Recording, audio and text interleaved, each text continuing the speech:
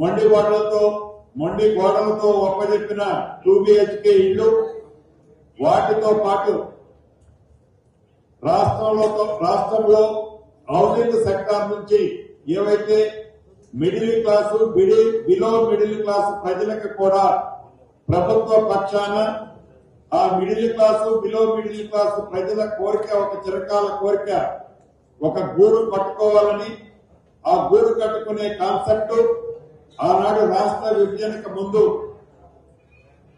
Like Kukkadapalli లాంటి housing board department తో ఇళ్లు ఏర్పాటు చేసి మధ్యతరగతి కుటుంబాలకు వారి స్థాయికి తగ్గ ఇళ్లు రాష్ట్ర ప్రభుత్వం హౌసింగ్ బోర్డు నుంచి కట్టించే కార్యక్రమాన్ని వరంగల్లో శ్రీకారం చుట్టే ఏర్పాట్లు కూడా యుద్ధ ప్రాతిపదిక మీద చేయాలని ఈ రోజు ఈ సభలో ఆదేశాలు ఇవ్వడం జరిగింది.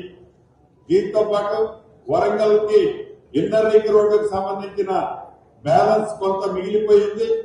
దాన్ని కూడా కొంత part already land acquisition complete అయింది. రిమైనింగ్ బ్యాలెన్స్ కూడా కంప్లీట్ చేసే కార్యక్రమాన్ని పూర్తి చేస్తూ, అదే రకంగా భద్రకాళి టెంపుల్ కు సంబంధించిన మాడు వీధుల పని గతంలో వర్షాకాలం వర్షాలు రావడం వల్ల ఆ భద్రకాళి ట్యాంక్ లో డీసిల్టైజేషన్ కానీ, ఆ టెంపుల్ మాడు వీధులతో పాటు ఆ టెంపుల్ ని పునరుద్ధరించే దాంట్లో భాగంగా కొన్ని పనులు పెండింగ్ ఆగిపోయాయి. వాటికి సంబంధించింది కూడా ఎలా పూర్తి చేయాలని ఒక టైం లైన్ పెట్టుకొని పూర్తి చేసే కార్యక్రమాన్ని చర్చించుకొని ఈ ప్రెస్ మీట్ అయిన తర్వాత దాన్ని కూడా పరిశీలించడం జరుగుతుంది. మొత్తం మీద వరంగల్ ని హైదరాబాద్ తర్వాత నెక్స్ట్ క్యాపిటల్ గా ఏ దృష్టితో ఈ ప్రభుత్వం చూస్తుందో అదే రకంలో వరంగల్ పట్టణానికి అన్ని మౌలిక వసతులు కల్పించాలి, అన్ని రకాలుగా వరంగల్ ని అభివృద్ధి చేయాలి, అన్ని సెక్టార్ని ఇక్కడికి తీసుకురావాలి. ఆనాడు మధ్యలో వదిలేసిన కాకతీయ టెక్స్టైల్ పార్కులు కూడా వరదలు వచ్చినప్పుడు అది ముంపుకి గురవుతుంది. దాన్ని కూడా రివైవ్ చేసే దాన్ని కూడా చాలా క్షుణ్ణంగా ఈ రోజు డిస్కస్ చేసి దాన్ని కూడా ఆదేశాలు ఇవ్వడం జరిగింది. ఇలా మొన్న వర్షాలకి గౌరవ ముఖ్యమంత్రి గారు వచ్చినప్పుడు ఏవైతే వరంగల్ పట్టణంలో డ్రైనేజీ వ్యవస్థతో పాటు నాలాలని రిటైనింగ్ వాల్స్, డిశ్చార్జ్ కెపాసిటీ, రోడ్ల దగ్గర ఉన్న కల్వర్టులు లేని కారణంగా వాటర్ హెడప్ అయి అనేక ఇళ్లు చాలా 4 నుంచి 5 మీటర్లు మునిగాయి. అటువంటి వాటికి సంబంధించిన కల్వర్ట్లకు సంబంధించిన అంశాన్ని కూడా చర్చించడం జరిగింది.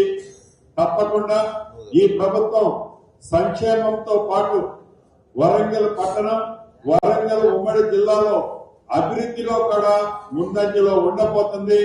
గౌరవ పెద్దలు కడియం శ్రీహరి గారు మిగతా మిత్రులు అడిగినట్లు ఒక మంచి క్రికెట్ స్టేడియంతో పాటు ఒక స్పోర్ట్స్ స్కూల్ ను కూడా ఏర్పాటు చేసే కార్యక్రమానికి కూడా ఎలా చేయాలి అనేది నిర్ణయించే దానికి తగ్గ ఎస్టిమేట్స్ డిపిఆర్ ను కూడా ప్రిపరేషన్ చేయమని కూడా ఆదేశించడం జరిగింది. ఏది ఏమైనా ఈ ప్రభుత్వానికి హైదరాబాద్ తర్వాత నెక్స్ట్ స్థితి వరంగల్ ని డెవలప్ చేసే దాంట్లో నిధులు ఎన్ని ఖర్చయినా పారదర్శకంగా ఈ వరంగల్ పట్టణాన్ని, వరంగల్ ఉమ్మడి జిల్లాని ఈ ప్రభుత్వం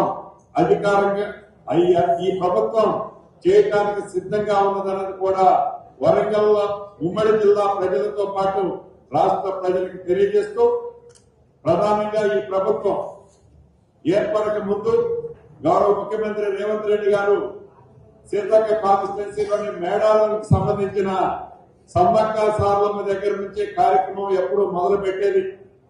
ఈ సమ్మక్క సారలమ్మకు సంబంధించిన మేడారంలో అద్భుతంగా, మహా అద్భుతంగా రాబోయే 200 సంవత్సరాల తర్వాత కూడా చెక్కు చెదరకుండా ఉండే విధంగా రాతి కట్టడాలతో ఇప్పటికే 95% వరకు పూర్తయ్యాయి.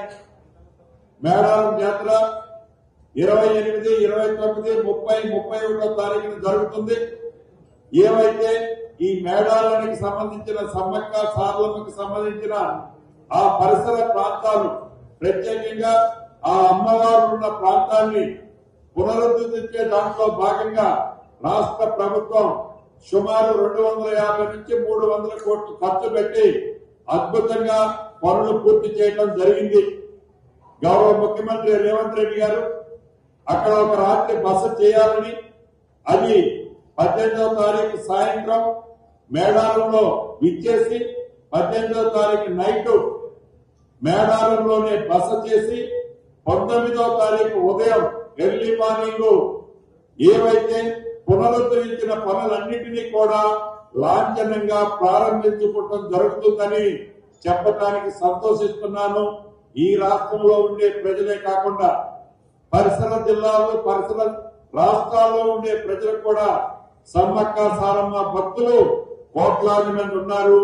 ఒక్క ఆదివాసులు గిరిజనులే కాదు, గిరిజనేతల్లో కూడా దేశవ్యాప్తంగా ఈ సమ్మక్క సారమ్మ భక్తులు కోట్లాది మంది ఉన్నారు.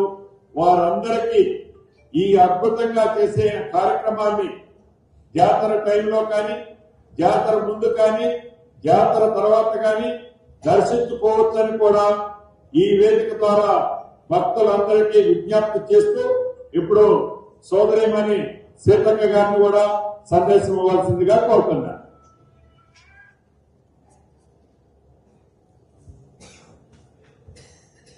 ఈరోజు ఉమ్మడి వరంగల్ జిల్లా